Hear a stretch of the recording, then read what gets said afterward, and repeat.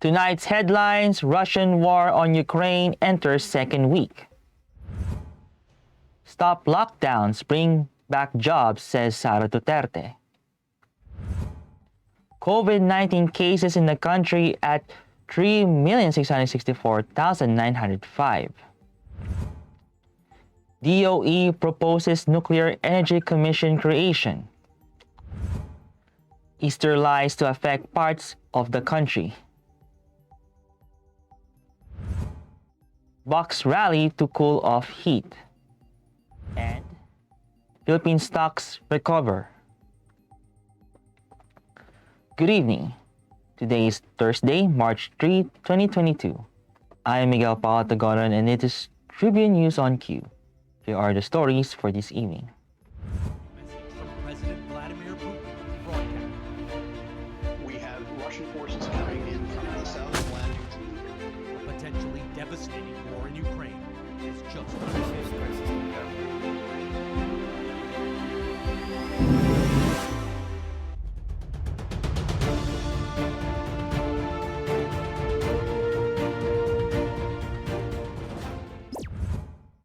Russia's invasion of Ukraine entered its second week on Thursday, an apparent tactical failure so far, with its main assault force stalled for days on a highway north of Kiev and other advances halted at the outskirts of the cities it is bombing into wastelands.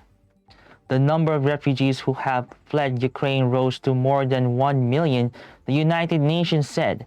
Hundreds of Russian soldiers and Ukrainian civilians have been killed, and Russia itself has been plunged into isolation never before experienced by an economy of such size. Despite an initial battle plan that Western countries said was aimed at swiftly toppling the Kiev government, Russia has captured only one Ukrainian city so far, the southern Dnipro River part of Kherson, which its tanks entered on Wednesday. Ukraine's President Volodymyr Zelensky has remained in Kiev, releasing regular video updates to the nation. In the latest message, he said Ukrainian lines were holding. Vice presidential candidate and Davao City Mayor Sara Duterte Carpio on Thursday vowed to bring back jobs that were lost due to the COVID-19 pandemic and expressed opposition to the enforcement of lockdowns amid the pandemic. Duterte Carpio said she's and presidential candidate former Senator Ferdinand Bongbong Marcos Jr. would focus on bringing back jobs and businesses that have been lost and closed because of the effects of the health crisis as well as the enforcement of lockdowns. At the beginning of the pandemic, the Duterte administration imposed lockdowns to prevent the spread of the COVID-19. The police and the military implemented the restrictions preventing mobility of the citizens. At present, the alert level system is being enforced nationwide. Acting presidential spokesman Carlo Nograles said in February that this system could not be scrapped yet, pending significant COVID-19 vaccination coverage in regions. The Department of Health reported 989 confirmed COVID-19 cases on Thursday to bring the total number of infected in the country to 3,664,905. This brought the active cases to 50,458 and the total 463 are asymptomatic, 45,510 are mild, 2,773 are moderate, 1,415 are severe, and 297 are in critical condition. The number of recoveries, on the other hand, rose to 3,557,909 after 1,349 patients recovered from the deadly disease. The death toll is now at 56,538 with 34 fatalities recorded.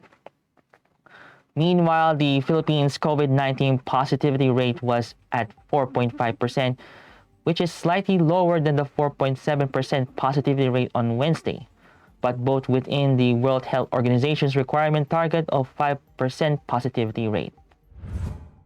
Tribune News on Cue will be back after these reminders.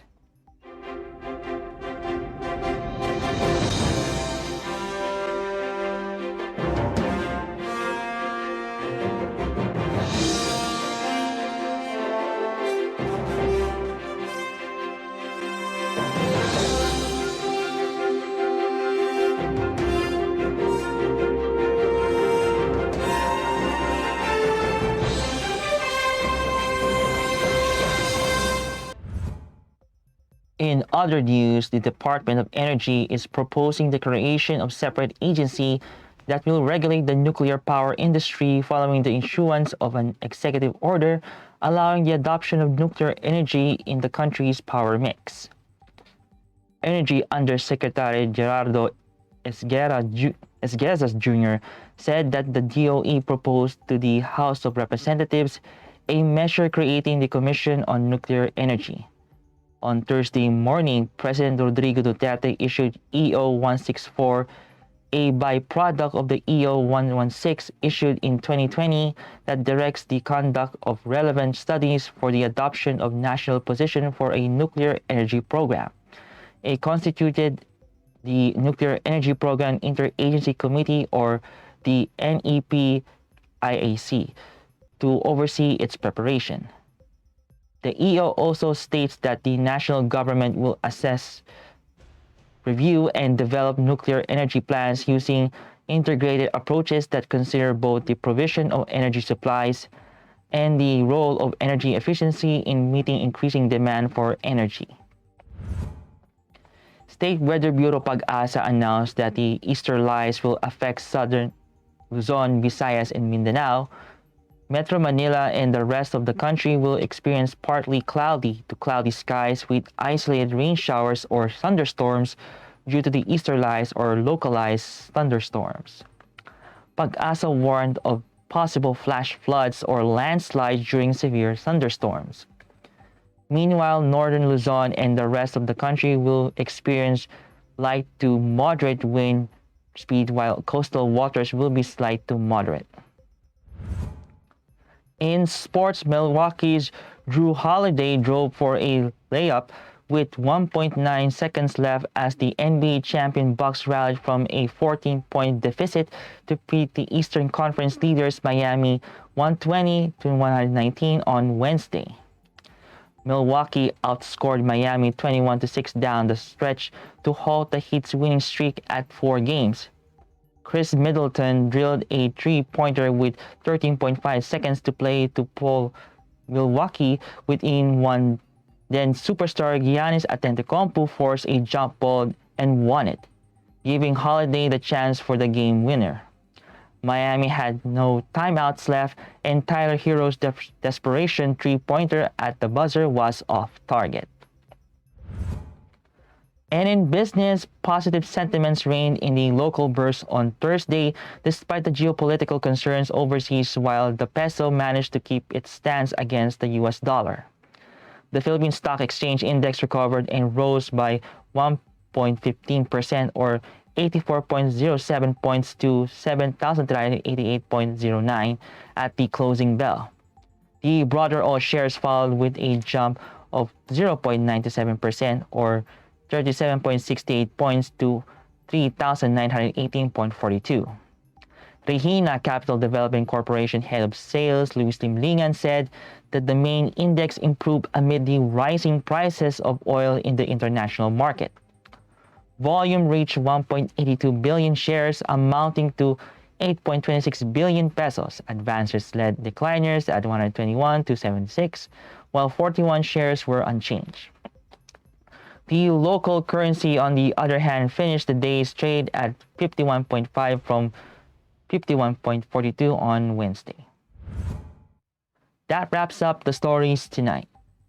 Before we go, we would like to thank the SM Store, Araneta City, the Department of Tourism, MG Motors, Hina Motors, Security Bank, Empiric Eastlands Holdings Incorporated, and Overseas Committee Affairs Council member Anna Lin of Republic of China for their continued support. Again, this is Miguel Pautagonon, and you're watching Tribune News on Cube. Stay safe, stay healthy, and stay at home. Good night, and God bless us all.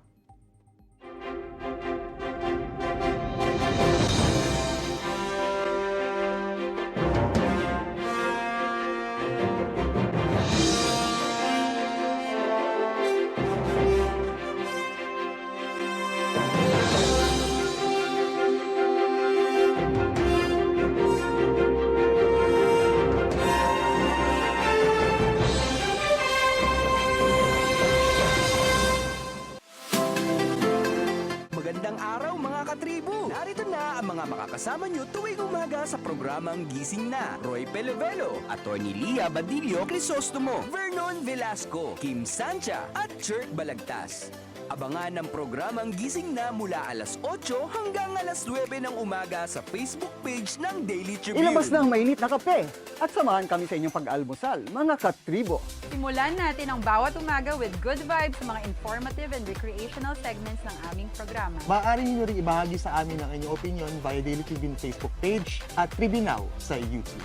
Makichika na rin sa latest showbiz happenings, mga katribo. Kaya naman, magkita-kita po tayo mula Lunes hanggang Biyernes, alas 8 hanggang alas 9 ng umaga at magsama-sama po tayo sa Gising Na!